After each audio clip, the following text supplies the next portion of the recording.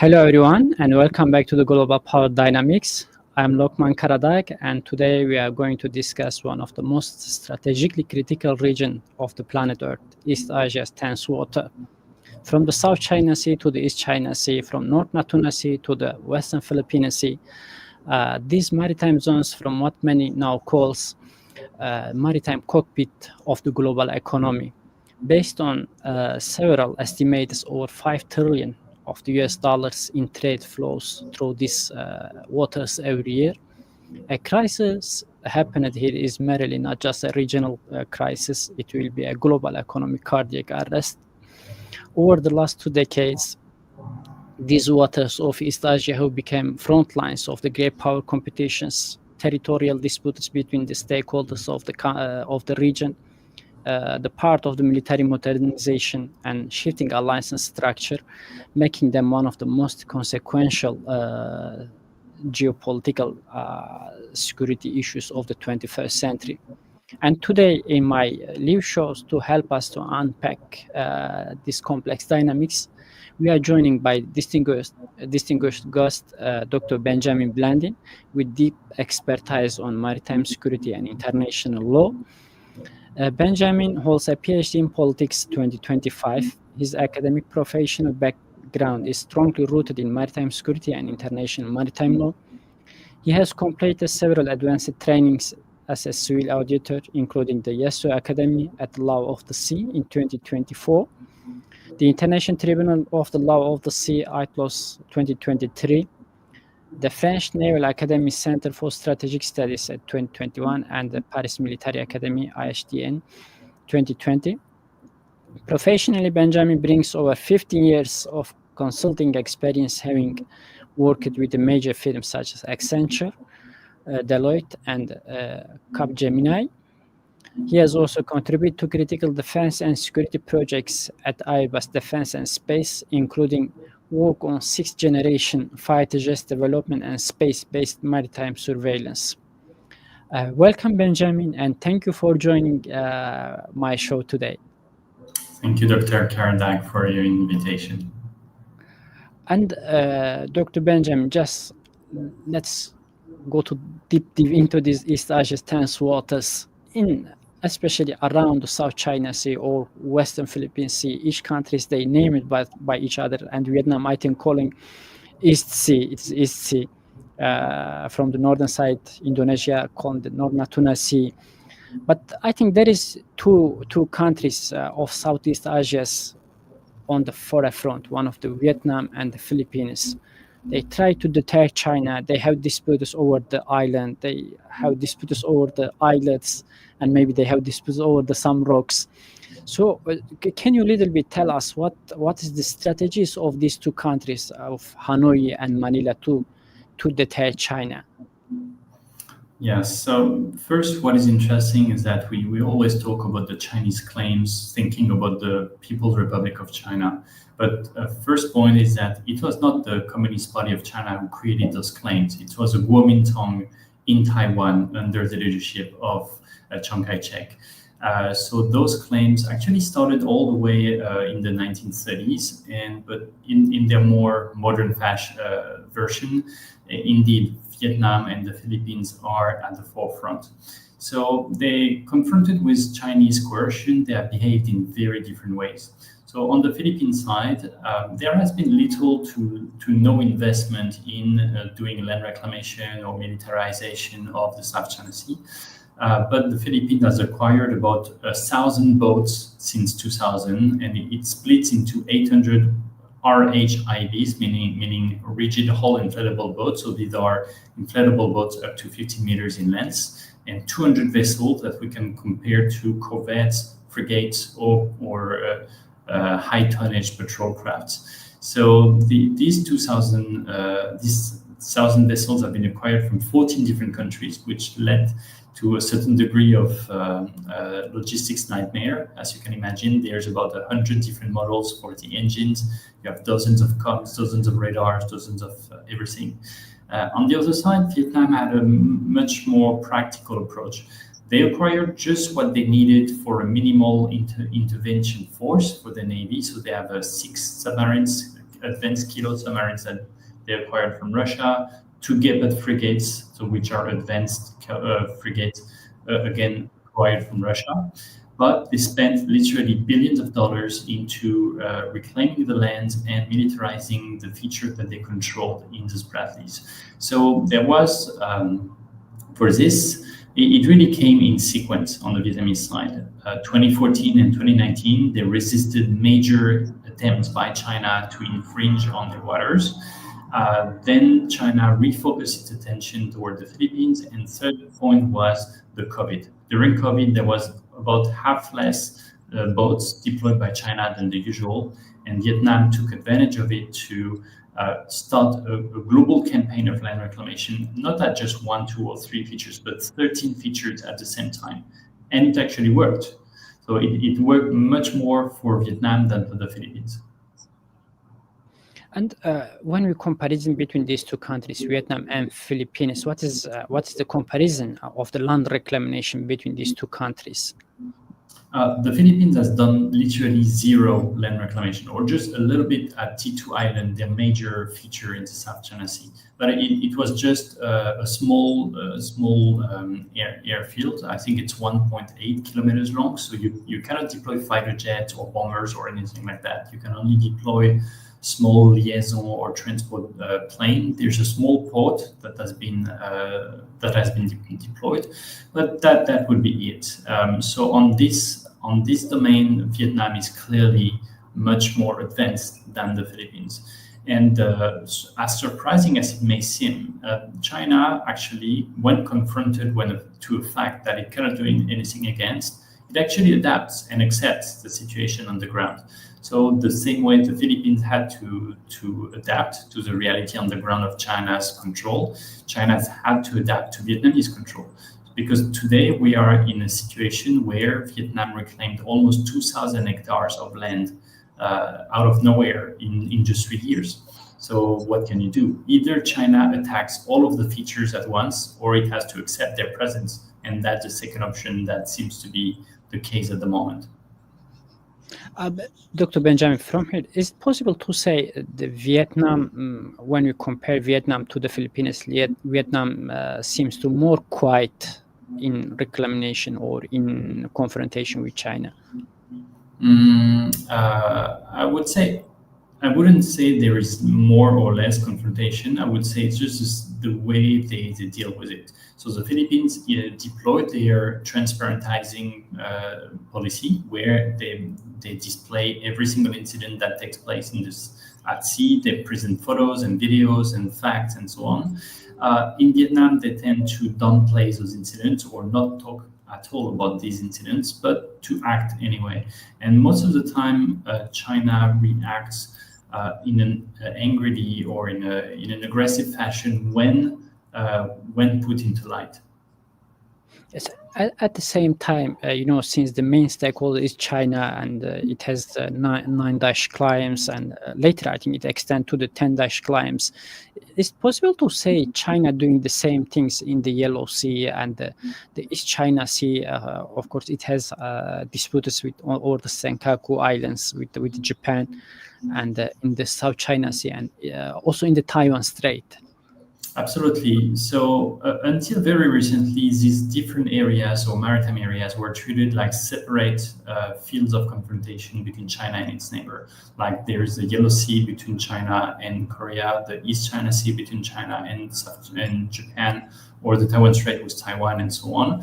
But from my research, I could demonstrate that these are indeed 4 separate bodies of water, but they are part of the same arc of tension and crisis, fueled and maintained and established by China. So is it possible to say China actually see these waters as one piece of the water, not like East China Sea or South China Sea, but it is near sea? They might act in different ways at different times against different countries, but the fact is China is confronting any and all of its neighbors at the same time.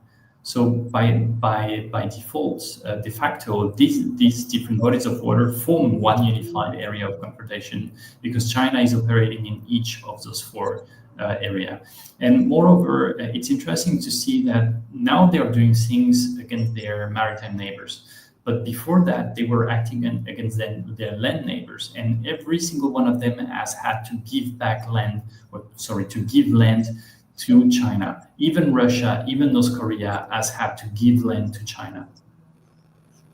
And just when we're talking about the East China Sea, of course, the Senkaku and Diao Island first come to mind, and in the Yellow Sea, but they are less active than the issues in the South China Sea. Do you have any comment on this? Why the Senkaku, even Senkaku is, I think, less came the daily daily news. We cannot see Senkaku over the last maybe 2 years. Or there is now a new prime minister in Japan, Sana Takahashi. Do you see that in the future days we will see on the headlines of the news about the Senkaku more or less? What will be your comment? So first point is that you're right. There's much less incident at sea in the East China Sea or in the Yellow Sea. Or at least they are less militarized, but that might have to do with the fact that Japan and Korea are much bigger adversaries to China than Malaysia, Philippines, or Vietnam can be. They have big navies, big air force, big coast guards. They have effective defense, missiles, and everything. So there is much more risk for China to attack these countries than it has with attacking Southeast Asian countries. So that's the first point. Still, you probably noticed that there's not regularity. There is an occurrence of spikes of intensity like this, and there can be a few months or a few years with few incidents in between, but there's spikes correlated to some events like the recent declaration by the Japanese Prime Minister about Taiwan, that an attack on Taiwan would constitute a threat to national security for Japan and may force it to react. So there's this fact, but just recently online or in some media, there were videos demonstrating the use of force by Korean Coast Guard to repulse maritime militia vessels or illegal fishing vessels that entered into the PMZ, the Provisional Measure Zone. And you can see that Korea doesn't hesitate to use force when forced to. So they use water cannon, they used they deployed Korean soldiers on board of the Chinese ships, and they arrested them. So when you actually use force, you can obtain success against the Chinese.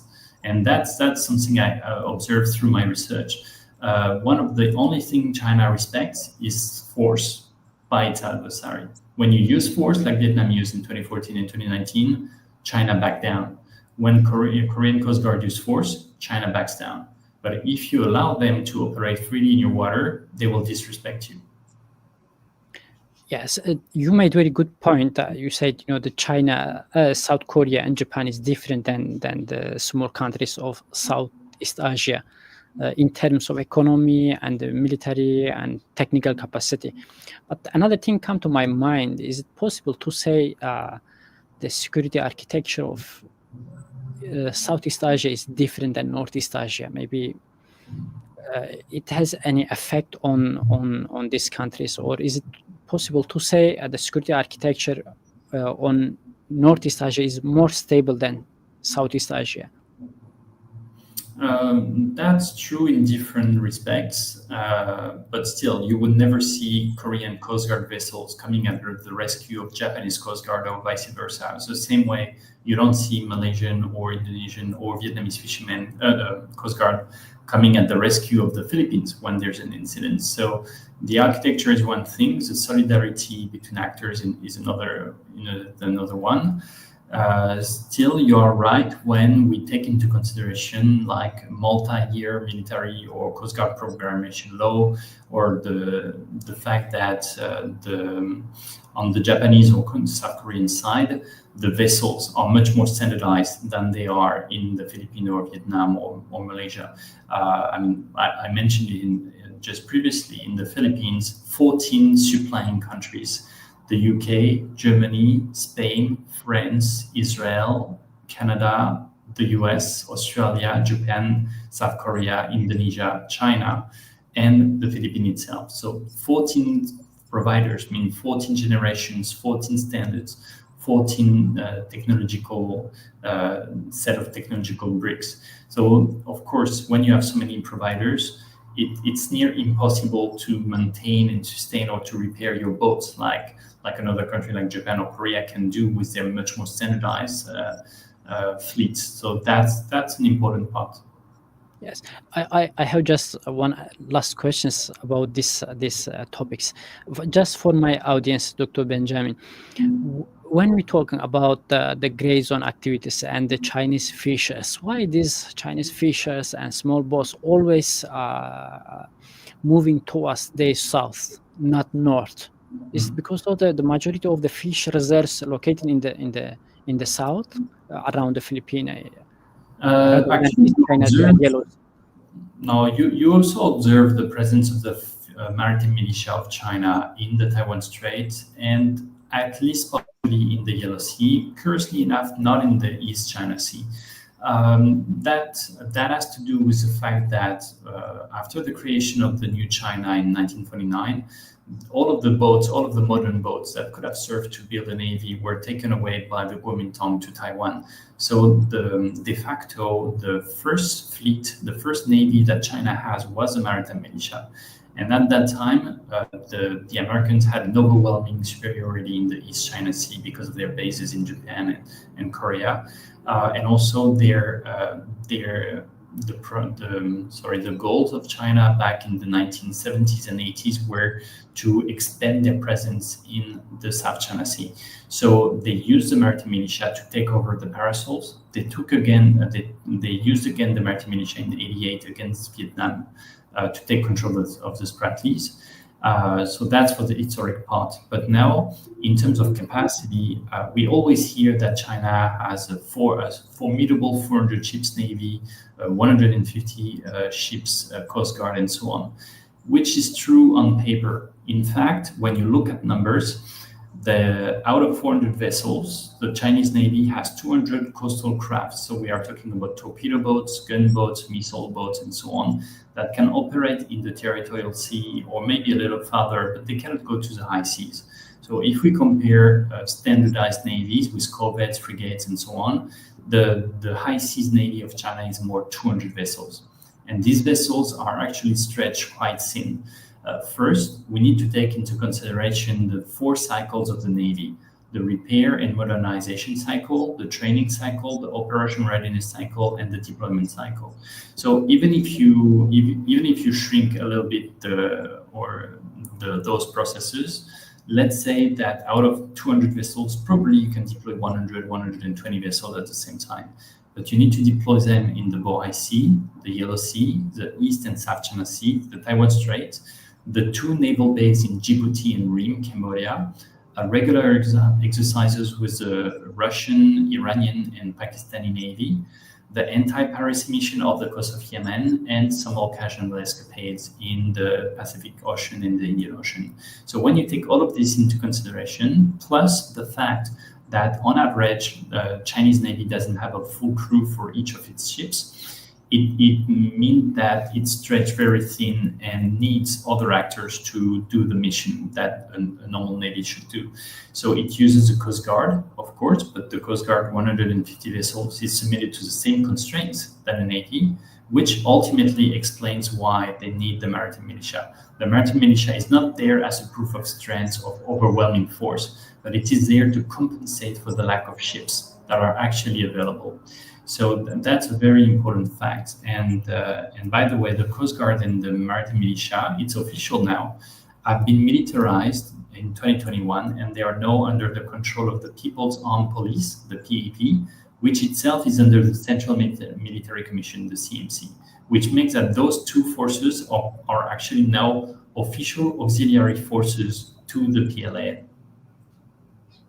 And now among this maritime crisis and disputes, there is a biggest issue, Taiwan. Based on especially, I wonder how did you see the change in the 4th plenum and the changes or the replacement of the ranks in the CMC and military power.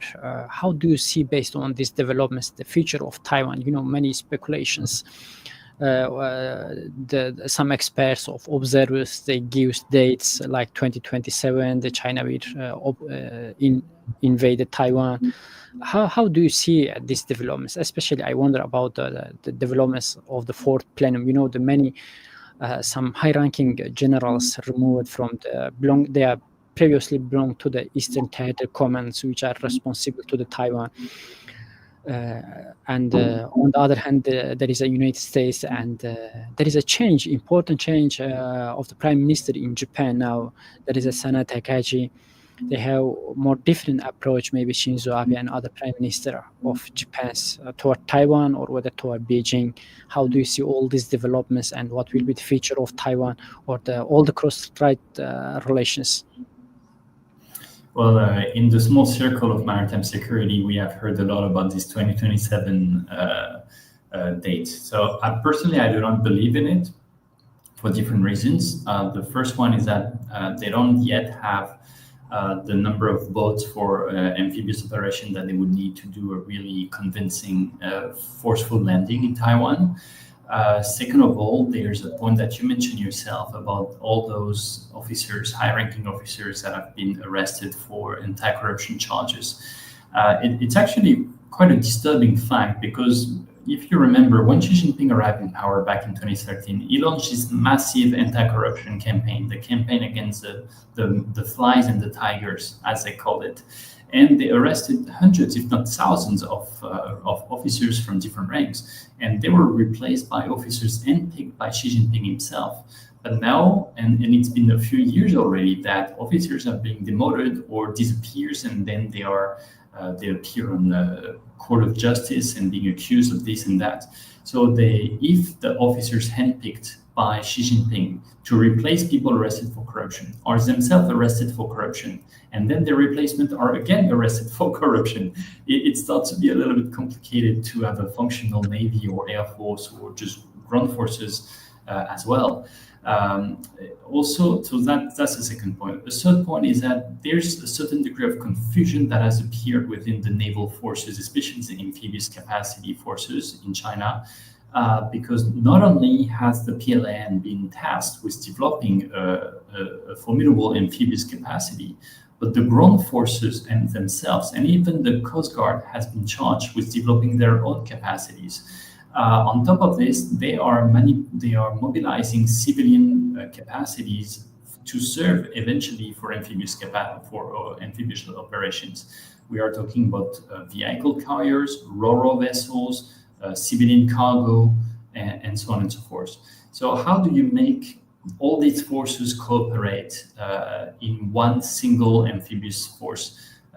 So ground forces, Coast Guard, Navy, and civilian forces working together. And how can you ask civilian actors to take risk? I mean, to be militarized in a way, or to serve as some sort of militia force, and to take the risk for their own life and their own property of conducting a landing operation. That in itself is very disturbing.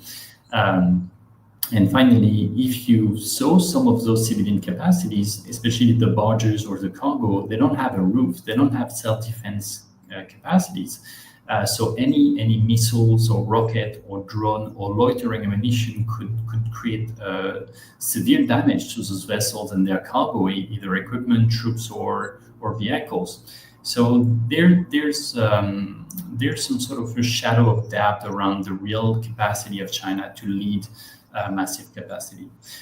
Still, it is clear from the last plenum that you mentioned that China is getting ready to do any kind of operation there. But personally, I would rather think that instead of attacking the main island of Taiwan, they would rather go for the small features, the Kinmen, the Wuchu, and the Matsu. I actually wrote a piece with the Korea Institute of Maritime Strategy where I say that I don't believe in the scenarios of the Pentagon. I don't believe in the scenarios of think tanks like CSIS in Washington, that China is going to use embargo, blockade, or landmine, floating landmine around the main island. But if they were to use the same techniques against those features, Kinmen, Wuchu, and Matsu, creating airtight blockades around those, probably in just a matter of weeks, they after they run out of water, food, and electricity, they would have to surrender, and you don't even need to fire a shot to take them. Benjamin, there is the different point of view on the Taiwan, especially the PLA related the Taiwan, when some decision makers like the general has been replaced, removed, or newly appointed to the critical position like Rocket Force or Theater Command or in the CMC. Some people see this, they say this is highly will damage to the credibility of the PLA in invasion of the Taiwan. And on the other hand, some observers believe that this is a sign of preparation by Beijing or by Xi Jinping to invade the Taiwan. How do you see this different point of view, and which one will be close to your view? You see, historically, when China attacked Kinmen in '49, they were totally not prepared. They didn't have a navy. Their troops were not equipped for such kind of operation, and they totally underestimated the number of Kuomintang troops in Kinmen. But they attacked nonetheless. So when they did the operation in Korea, they sent wave after wave of soldiers that were ill-equipped as well. So they don't shy away from actually doing an operation, even though they are not fully equipped and prepared to this operation. And sometimes it works. They succeeded in their invasion of the north of Vietnam. They succeeded partially in North Korea during the war. So they might just decide to go for it and see how well it works. But that, I wouldn't think that they will go for it. They have some sort of an aversion to risk, and they know that if they failed in such a high-profile operation, it would be a devastating loss of face for the army, for the Communist Party, and ultimately for the leadership of China. So I would think that if they act, they would take the paramount level of preparation to make sure it is a success ultimately. But is it possible to say China will ultimately invade? Because on the other hand, Taiwan is a real burden, security burden or economically burden for Beijing. In the United Nations, maybe China sometime try to take some countries on its side, and it need to pay to these countries in order to close the Taipei's office in some countries. Or there is a front. The Beijing always see the security front. For example, Yes. when some jets take off from the Japan or the United States, China always try to make a preparation, and always there is the door of the fear. Do you think that due to these reasons, Beijing's ultimately one day will invade Taiwan? So everything depends on what you call invasion. So, for example, I specified a scenario that would allow China to take back, the Kinmen, the Wuchu, and the Matsu without firing a shot, with minimal exposure to public political backlash and so on, very limited capacity for the international community to maneuver at the UN. And what if they succeeded in those features? They could replicate the same in the South China Sea with Pratas and Ituaba. And then they could eventually try the same in the Pescadores, the Penghu archipelago. And if they succeed in doing 2 or 3 operations like this, one after another, it reinforces the standing of the Communist Party of China. It boosts the morale of the Chinese troops within the PLA, PLN, and so on. And in the meantime, it would devastate the face of the public within Taiwan main island on their political and military leadership. So those operations would eventually allow for the mainland to recover Taiwan without a war, without a fight, without firing a single shot. So you see, you don't need to go at war to win a war. It's paradoxical in nature, but it's actually possible. And China is very much exploring options to succeed in that way by using hybrid warfare and gray zone tactics. So it's why I talk about asymmetric warfare from the side of China. Asymmetric warfare is like an umbrella term that covers area denial, hybrid warfare, and gray zone tactics in a combined approach by China. So, how the China's claim is legal over the South China Sea islands, and also on the Taiwan? How do you see this? You mean in terms of legality? Yes, in terms of legality. So I mean, how legitimate China's. now the claims that they have explored and named and exploited the features in South China Sea post Parasols and Spratleys since the beginning of time. At least they say at least for 2,000 years. But if you observe the way they use today, well, they exploit the parasol and the Spratleys. It's totally different. In the parasols, they do subsea archaeology, they do maritime scientific research, they have settled civilian population, they have economic activity, they do search and rescue mission, they do a lot of things. In the Spratleys, none of it, absolutely none of it. No settlers, no public infrastructure, no search and rescue, no research, no archaeology, nothing. So it's a sign that they know very well that they never had any legitimacy in the South China Sea. Another point about that is that all the way until 1933, all of the maps of China, Republican or imperial maps, shown that the southernmost point of China was Hainan. They recognized in many papers that their southernmost point was Hainan. It's only in 1933 that they started claiming the parasols. And then it was only in 1947 that they started reclaiming the Spratleys. And the Communist Party of China, from its creation in the French concession of Shanghai in 1922 all the way to 1949, said four things. Tibet, Xinjiang, and Inner Mongolia can be free, or at least fully autonomous within China. Second, they wanted to help Korea liberate itself from Japan. They recognized Taiwan as an independent nation, and they didn't have any claim on the Spratleys. So it's only after the Kuomintang in Taiwan, from Taiwan, created the famous dash line in 1947, published it in 1948, that they, when they formed it in 1949, copied and pasted the same claims. But all the way to 1949, they had zero claim on the South China Sea. So that's an important point. And I believe that in 1949, it's only because they didn't want to leave the Kuomintang with any separate claim that they didn't have themselves, that they copied and pasted from them, so that Chiang Kai-shek couldn't pretend to have any differentiator to pretend of having the legitimacy over China. And Dr. Ben, when we look into China's asymmetric warfare, could you a little bit go to the details of the combination of the area denial and hybrid warfare and gray zone tactics, how Beijing's employed this asymmetric warfare system? So area denial means the capacity to deny an adversary the access to a certain area. So it can be localized or projected area denial. It can be direct or indirect. It can be lethal or non-lethal. Then the hybrid warfare that corresponds to all the tools other than war that a country can use to pursue its interest. So in the case of China, I was able to list 300 different techniques of asymmetric warfare employed by China, covering how China weaponizes administration, national and international law, research, HADR, and so on and so forth to push forward its interest. But more commonly, we recognize China as using what they call themselves the three wars: political warfare, social warfare, communication warfare, and legal warfare.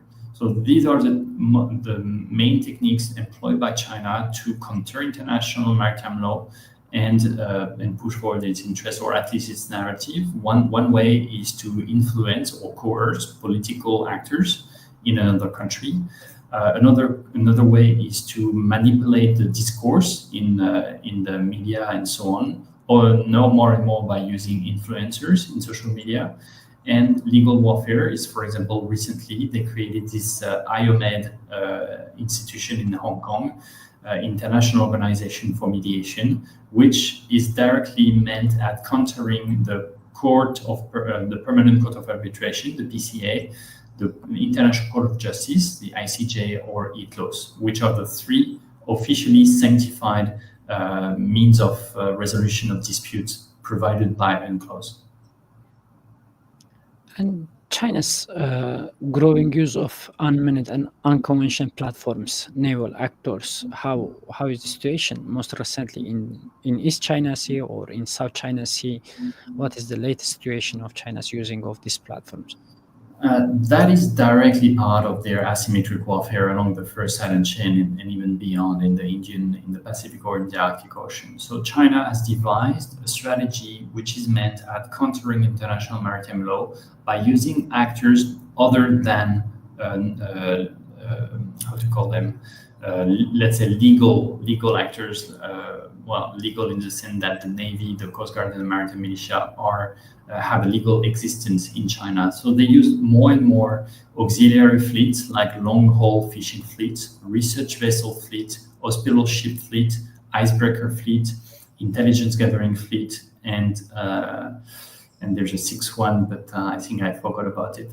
And then they use also a number of unmanned and unconventional platforms such as drones, buoys, floating platforms, certain covered with countermeasures or electronic warfare suites or radars or other unmanned platforms, including oil rigs used as sovereignty markers, or even in the Yellow Sea giant aquaculture cages to counter the Korean waters and push forward the Chinese waters. So all of those are most of them unmanned, or when it's manned, it's with civilian actors, and they are deployed in the international waters or like the high seas or in the exclusive economic zones of its neighbors in order to affirm its presence. And the game here is that when you are the Japanese Coast Guard or the Korean Coast Guard, you cannot do anything against buoys. You cannot do anything against drones, especially if they are unmanned. What can you do against an oil rig that's weighing tens of thousands of tons when the usual Coast Guard vessel is 3,000 or 5,000 tons? So you are confronted to either a capacity gap or a legal gap where you are confronted to platforms that you are not legally authorized to catch and detain. Or if you do so, if you are legally authorized to do it and you do it, you are confronting yourself to a backlash from the Chinese, either with economic coercion or political mediatized campaign and so on. So that's the whole game that China is playing at the moment. So based on these things, is it possible to say China's hybrid power projection fleet is rapidly growing? Absolutely, and it's growing, especially since the arrival of Xi Jinping in power. From my work, I could display some visuals, but what you would see eventually is that before Xi Jinping, you had almost zero such platforms, and after Xi Jinping, you had the land reclamation, you had the militarization, you had the militarization of the Coast Guard and the maritime militia, and you had the booming of all those unmanned or unconventional capacities. There's really a clear before and after arrival of Xi Jinping in power. And Dr. Benjamin, we're talking about many things, the fleets, the coast guards, but I just want to add another thing, how China employ its most recently developed space capabilities to dealing with neighboring countries or United States. I'm not exactly an expert on the space side, but maybe if you have a specific example, I can react on it. Oh, okay, thank you. And most recently, there is another the part of these all disputes, especially with the Beijing. There is a United States also has military capabilities and military assets in the region. So how we can talking about the United States grand strategy in Asia and even Pacific region?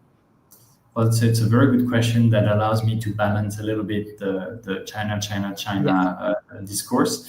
And I think it's important to precise that I'm neither pro-America or anti-China. There's plenty of things to appreciate and enjoy about China. Same goes for the United States. And if we talk about China, it's also just fair to talk about the US. So let's talk a little bit about the pivot strategy of the US. A lot of fingers have been pointed toward the US by saying, oh, you criticize China, but you too have a strategy. And of course they have a strategy. Every country in the world has a strategy. To be frank, there's been this pivot strategy all the way since its announcement under Obama in 2010. But I think it's very important to precise that this strategy is everything but military. So there is not one more boot on the ground today than in the Pacific than there was 10 or 15 years ago. Actually, the US have been self-demilitarizing in the Pacific for the past 50 years. So they have reduced their troops in Korea by 2/3, their troops in Japan by 4/5. They have shut down 8 out of 11 naval shipyards since the 1960s. So that's quite significant in terms of demilitarization. And everybody knows the difficulty that they are facing today to just maintain, repair, modernize, or even just build new platforms, submarines or frigates. They are facing immense problems.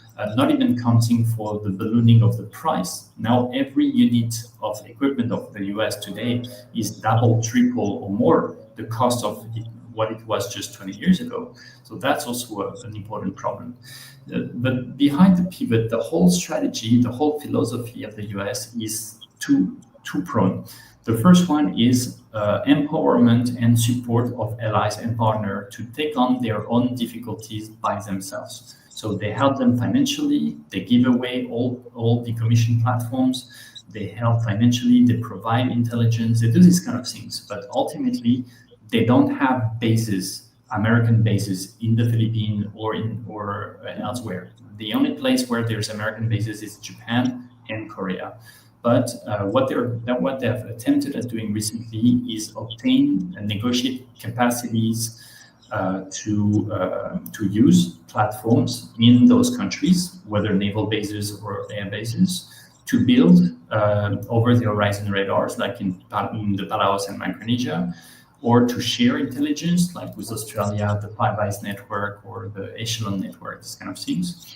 And they negotiated access to a number of airfields, airstrips, airports, and air bases in the case they were attacked by China. So their strategy is to spread out all their air assets, air naval assets all over the Pacific, so that if China attacks, not if they attack, but if China attacks, they can spread their assets and guarantee that a maximum number can be spared for a counter-strike against China. So that's pretty much it about the ongoing strategy. And currently, that the latest news, they have reopened bases from World War II in the Palaos, specifically 2 former Japanese Imperial Army airfields in Peleliu and Angkor, and they are reopening sites from World War II in Papua New Guinea, on top of 3 air bases that they can access in the north of Australia and the EDCA facilities in the Philippines. And Dr. Benjamin, since the pivot strategy announced by Hillary Clinton in the United States, the United States passed through different administration, from the Republican to the Democrats, from the Biden to Trump's. When we compare to these 2 countries, United States and China, do you think that the United States succeed in the strategies, or especially Indo-Pacific strategies or its national security strategies versus Beijing? And also, do you think that the United States was succeed to make a friends, especially in Southeast Asian countries, or United States overestimate some, given the less importance to the Southeast Asian countries? How do you see the past, and what will be the future? What will be your observation? You're very right to say that there's been different administrations with different styles, and it's true that the pivot strategy has experienced a lot of hiccups along the way, because when you pass from Obama to Biden, not to Trump, then to Biden, then back to Trump, there's major differences. Biden announced a very, very significant policy to support Pacific Island nations and allies and partners in the Pacific, including the Philippines. But right after the arrival of Trump, for example, the ECS sites, they benefited $100 million under Biden to modernize, and he promised an additional $128 million. And right after Trump arrival, those were cut. Then Biden announced more funding for the USAID or another program, a humanitarian program. They were cut right after Trump's arrival in the White House. So you see, from there can be a lot of disturbances from one administration to the next. I'm making a connection with another article that I produced, where I say that the AUKUS program will have to survive 9 successive presidents of the US. And you don't know, maybe there will be someone who will arrive after Trump and it will be great for AUKUS, or maybe it will be even worse, and it will just cut the entire AUKUS program. You never know, but the program has to survive 9 successive presidents. Then in terms of success between China and the US, I would say that China has succeeded in a very visible fashion in the South China Sea, because now it controls the parasols, it controls the Spratlys, it controls Scarborough Shoal, on top of which China de facto controls a number of reefs and shoals. And it's possible to say China has more power among the Southeast Asian countries in terms of economy or closeness than United States. Well, it has deeper economic ties with Southeast Asian countries. So, of course, it's one of the vectors which some sort of paralyzes the response from Southeast Asian countries, because China is their first economic partner. It's their first provider of tourism, first provider of foreign direct investment, first financer for infrastructure projects. So it's very hard to make a total enemy. Geographical proximity give advantage to the region. Well, of course, there's also the geographic proximity. And among the different scenarios of confrontation, China would have one advantage compared to the US. It can concentrate all of its might at one point, where the US have to divert some of their assets for the Middle East, for the Indian Ocean, for Europe. China doesn't have this kind of problem. China can concentrate all of its might at one place. So that would be, for me, the major advantage. But also in the Spratlys, I was able to account for dozens of radars, electronic warfare system, signal intelligence system, and so on, which also would be at the advantage of China to create a bubble of information warfare. And in order to not painting a dark picture, it's possible to say these two superpowers or these two great powers one day will come together and peacefully collaborate in terms of the global governance. Despite all these things, China's rapidly growing A2AD capabilities and China's growing nuclear silos and United States extended deterrences in Northeast Asia, AUKUS in Australia and Quad Pact and Japan-Filipinos Pact.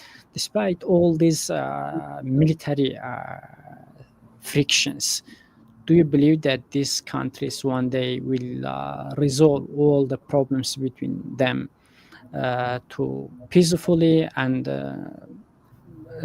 even resolve the Taiwan issues peacefully? What will be your take on this issue? I would say we are facing a very special situation where China is on a relative rise, but it might be old before it gets rich, and where the US that is on relative decline. So there might be a balance to be found there, because China doesn't aspire to be the policeman of the world like the US wanted to be for so long. China doesn't care about this. China doesn't want to have military bases all over the world, even though it has installation in Cuba, Myanmar, Cambodia, and Djibouti. But it doesn't want to replace the US on the world stage as a net security provider. And so that's a point. And historically, the US has been very good to China. I mean, the US helped China during World War II by supplying troops and equipment and so on, or by attacking Japan. It opened the door to the MCA, to the World Trade Organization, to China. It transferred massive industrial capacities. and train tens of thousands of technicians, engineers, and scientists from China. So the US has done a lot of good things for China, and China in reverse has done a lot of good things for the US too. All of the goods that have become ubiquitous to find and to consume in the US wouldn't be there if China were not producing them. So in both sides, on the economic side, political side, and strategic side, there is a balance to be found. And I don't think that there is this Thucydides trap where they are meant to fight each other, they're meant to be at war. War is decided ultimately by politicians, either in China or in the US. So I hope that for the common good, for the global good, there will be a balance that will be found on both sides.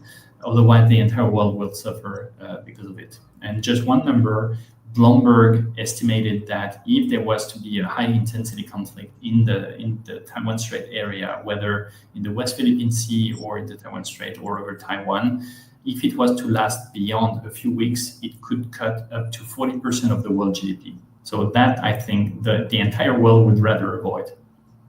Yes, every person around any part of the world will be affected through this confrontation between these two countries, because both countries have nuclear powers and both have the highest military capability of the world, I think. And I hope it will be resolved. They will come together. And thank you very much, Dr. Benjamin, for this beautiful insight about the region, about the tense waters of the East Asia. Well, thank you very much for the opportunity to be there today and to have this discussion with you. I look forward for future engagement. Thank you very much once again for your kindness to spare your time from KL to joining me. And also thank you for my audiences. Please don't forget to subscribe to my channel for upcoming shows. And see you on the next Global Power Dynamics shows. See you later.